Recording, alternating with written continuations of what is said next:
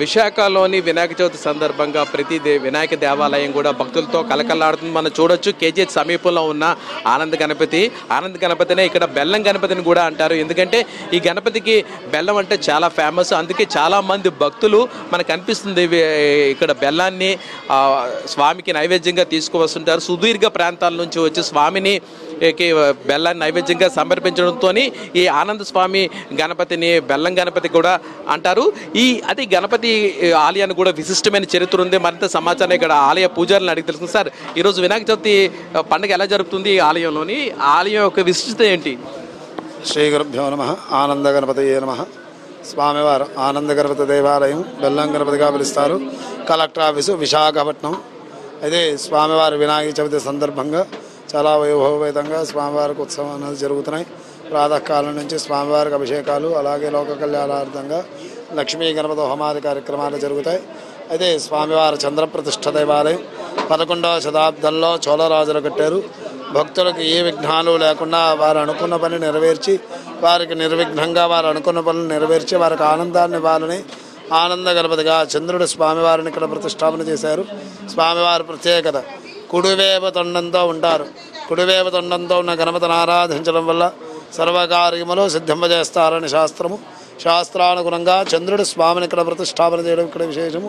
భగవతా అనుగ్రహం పొందిన ప్రతి భక్తుడు కూడా భగవంతుడి యొక్క సంతోషాన్ని పొందిన ప్రతి భక్తుడు కూడా భగవంతుడికి ఇష్టమైనది నివేదన చేయడం మనకు పూర్వం నుంచి వస్తున్నది. సర్వసాధారణంగా గణపతిని సరికల్లా మన స్వామివారికి అనేక స్వరూపాలు, అనేక గణపతులుగా మనం ఆరాధన చేస్తూ ఉంటాం గణపతిని. కానీ ఇక్కడ ప్రత్యేకత స్వామివారి ప్రత్యేక కుడివేవ దండంతో ఉంటారు స్వామి. కుడివేవ దండం అంటే ప్రారంభం నుంచి చివరి వరకు కూడా పూర్తిగా కుడివేవ దండంతో ఉన్న గణపతిని ఆరాధించడం వల్ల సర్వకార్యములో సిద్ధింపజేస్తారని శాస్త్రము. శాస్త్రానుగుణంగా చంద్రుడు స్వామిని ఇక్కడ ప్రతిష్టాపన చేయడం ఇక్కడ విశేషం. మనం చూడొచ్చు ఇక్కడ ఈ ఆలయంలో చాలా మంది భక్తులు ఉదయం నుంచి కూడా ప్రత్యేక పూజా కార్యక్రమాలు చేస్తున్నారు. ఎంత సుదీర్ఘ ప్రాంతాల నుంచి వచ్చారు అడిగి తెలుసుకుందాం. అమ్మా, ఈరోజు ఎలా వినాయక చవితి జరుపుకుంటున్నారు?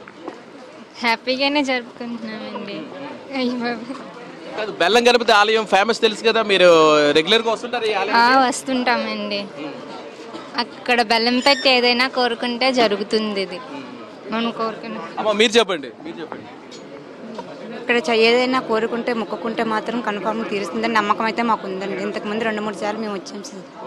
చాలా మంది ఇక్కడ భక్తులు కూడా ఉన్నారు. ఇక్కడ స్వామి, మీరు ఎలా జరుపుకుంటున్నారు పండుగని? పండుగ ఎల్లవేళగా బాగా జరుపుకుంటామండి. ఈ గణపతి మాకు ఇష్టదైవమండి. మాకు బాగా కోరిక ఉంటే అది కోరిక నెరవేర్చుకోవడానికి వచ్చాము. జాబ్ రావాలని కోరుకున్నాం. అదే విధంగా వచ్చింది, జాబ్ వచ్చింది. మీరు చెప్పండి, పండుగ ఈరోజు ఎలా జరుపుకుంటారు చెప్పండి. చాలా ఆనందంగా జరుపుకుంటున్నామండి. బాబు జాబ్ రావాలని కోరుకున్నామండి. బాబుకు జాబ్ వచ్చిందండి. ఆ మొక్కు తీర్చుకోవడానికి వచ్చామండి. అంటే ప్రతి సంవత్సరం కూడా బెల్లం గణపతి స్వామిని సందర్శించుకుంటారు? వస్తామండి. అప్పుడప్పుడు వస్తూ ఉంటామండి. ఇప్పుడు ఆ బాబుకి మొక్కు తీర్చుకోవడానికి వచ్చామండి. థ్యాంక్ యూ వెరీ మచ్ అమ్మ. ఇది మొత్తం మీద పరిస్థితి. విశాఖపట్నంలోని వినాయక చవితి ఉత్సవం అత్యంత వైభవంగా జరుగుతుంది. మనం చూడొచ్చు విశాఖపట్నంలోని ఉన్న కేజీహెచ్ సమీపంలో ఉన్న బెల్లం గణపతి ఆలయంలో ఉన్న ఉదయం నుంచి కూడా ప్రత్యేక పూజా కార్యక్రమాలు జరుగుతున్నాయి.